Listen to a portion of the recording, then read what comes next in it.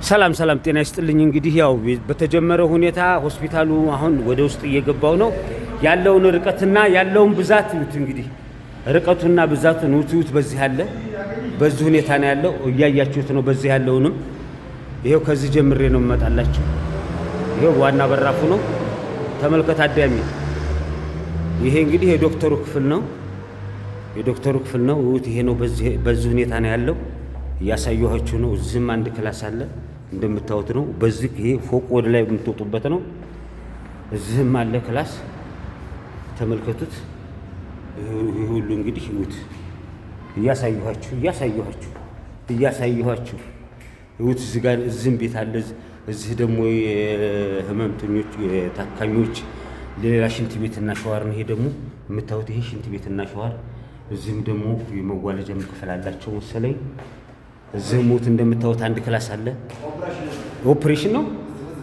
አዎ እሺ። ወት ይሄን እንግዲህ ቤቱን እያያችሁት ነው አይደለ? ይሄንን ቤት እያያችሁት ነው። ገና ወደ ፎቁ ወስጄ ደግሞ በደንብ አስጎበኛችኋለሁ። ወት በዚህ ሁኔታ ነው እንግዲህ ያለው። እያየነው እንሄዳለን። እዚህ ጋር ደግሞ ኦፕሬሽን ክፍል ነው። ኦፕሬሽን ክፍል እንግዲህ ኦፕሬሽን ክፍል የሚባለው ይሄ ነው። ተመልከቱ። ኦፕሬሽን ክፍል ነው ይሄ። እያያችሁት ነው። ይሄው አዳሚ። ይሄው እንግዲህ ማሽኑ የሚባለው ይሄ ነው። ተላይ ይበራል። እስቲ አብራልኝ አንዴ አብራልኝ እስኪ አብራልኝ። ማውላላ ሰው ጉድ እኮ ነው ሲላጃይ በተል ቁጥር ሀርቦ እኮ ሲላ ወህ ደግሞ በዚህ በኦፕሬሽኑ ክፍል ደግሞ ወደ ላይ መቃኛ አለ። እዚህ ፎቅ አለ። በዚህ ውስጥ ወደ ውስጥ ወህ ይሄ ማሽኑ ነው። ይሄ ማሽኑ ነው እንግዲህ ኦፕሬሽን ማሽኑ ነው። ይሄን አብርተው ነው አሁን አልጋው ላይ ነው። ፀሐይ እንዳይመስልክ ይሄ መብራት ነው። ይሄ አልጋው ነው። እያያችሁት ነው አይደለም? ተመልከት ያገር ሰው። ይሄ ኦክሲጅን ማሽን አለ ደግሞ እዚህ። ይሄ እንደምታዩት ኦክሲጅን ማሽን ነው።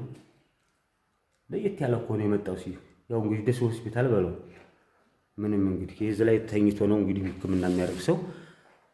በዚህ ወደ ላይ ምንድን ነው? እሺ በዚህ ወደ ላይ እንሄዳለን ደግሞ አሁን ወደ ዋናው ወደ ፎቁ ነው ደግሞ የምወስዳችሁ።